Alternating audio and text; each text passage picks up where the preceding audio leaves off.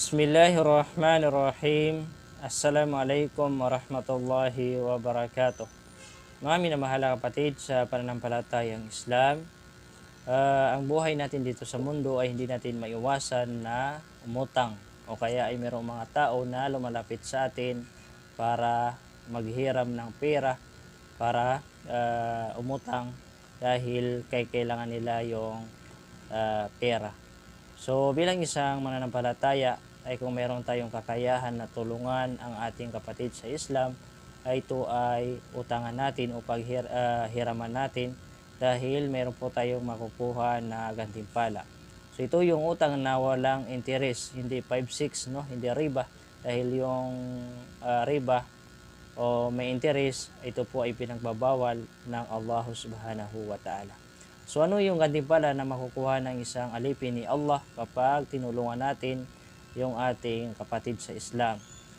Sinabi ng mahal na propeta sallallahu alaihi wasallam ayon sa pinakamalapit nitong kahulugan na sinumang tao na kaniyang tulungan ang kaniyang kapatid sa pananampalataya sa kaniyang mga pangangailangan dito sa mundo, tunay na tutulungan siya ng Allah sa kaniyang pangangailangan sa kabilang buhay.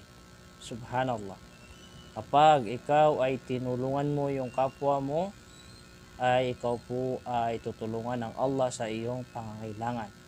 Subhanallah. Napakalaki po ang biyaya, no, ng Allah subhanahu wa ta'ala. Napakalaking gantimpala ng Allah subhanahu wa ta'ala sa atin kapag tinulungan natin yung ating kapatid sa Islam.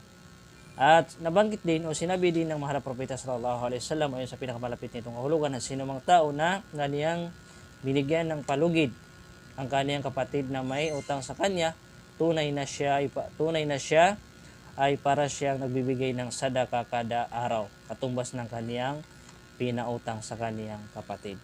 Subhanallah. At itong ganitong gantimpala ay ibibigay ng Allah subhanahu wa ta'ala sa atin kapag pinautang natin, tinulungan natin yung ating kapatid sa Islam. Kaya kung gusto mo na makuha mo, magkaroon ka ng malaking gantimpala sa Allah subhanahu wa ta'ala, ay narapat lamang na kapag may lumapit sa iyo na mahihirap yung kamag-anak mo, ay tulungan mo kung mayroon ka. Assalamualaikum warahmatullahi wabarakatuh.